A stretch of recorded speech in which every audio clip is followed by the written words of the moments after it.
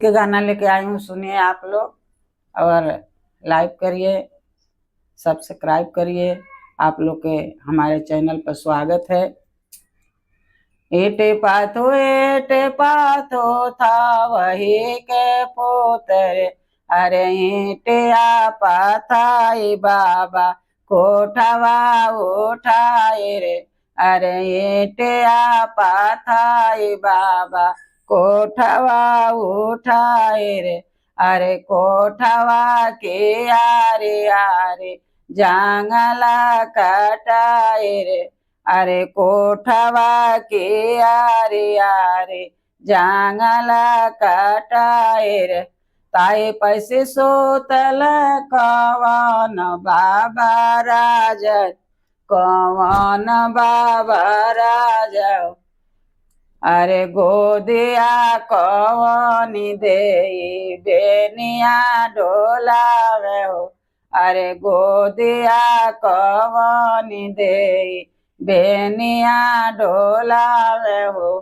पैसे जगावेली बेटी हो कवनी दे, बेटी हो कवनी दे, अरे उठ बाबा भइल भेनु सार रे लाला नवा, अरे उठ बाबा भइल भेनु सार रे लाला नवा,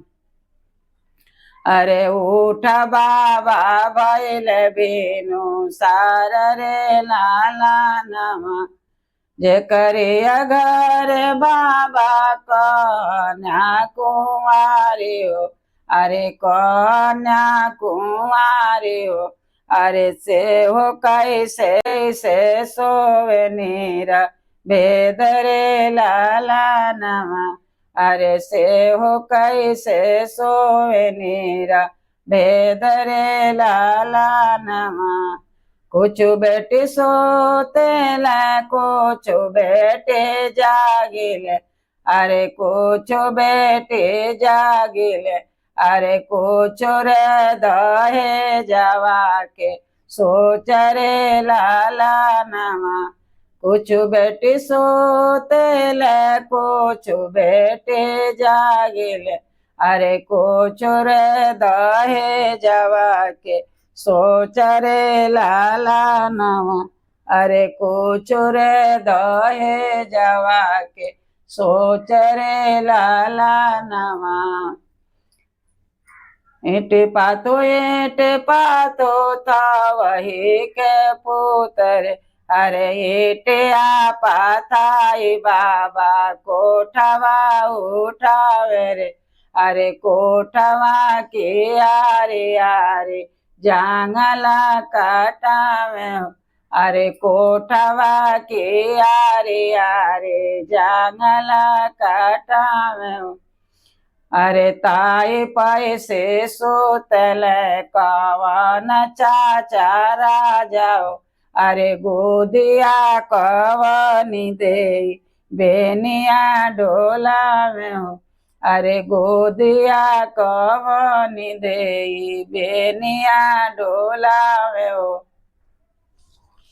पैसे जगावेले बेटी हो कवनी दे, अरे उठ चाचा भइल बेनु सारले, अरे उठ चाचा भइल बेनु सार रे लाला नवा, कुछ बेटी सोतेल कुछ बेटे जागिल, अरे कुछ रे दहे जवा के सोच रे लाला नवा, अरे कुछ रे दहे जवा के सोच रे लाला नवा, अरे कुछ रे दहे जवा के सोच रे लाला नवा, ईट पातो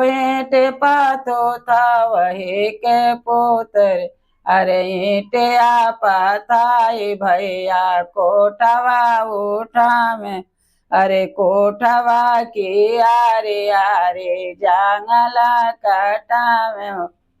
अरे कोठवा की आरे आरे जांगला कटावे हो, अरे ताई पैसे सोतल कवन भैया राजाओ, अरे गोदिया कवनी भाभी बेनिया डोलावे हो, अरे गोदिया कवनी भाभी बेनिया डोलावे हो। पैसे जगावे ले बहिना हो कवनी दे, बहिना हो कवनी दे, अरे उठ भैया भैल भेनु सार रे लालनवा, अरे उठ भैया भैल भेनु सार रे लालनवा। कुछ बहिना सोतेल कुछ बहिना जागिल, अरे कुछ रे दहे जावा के सोच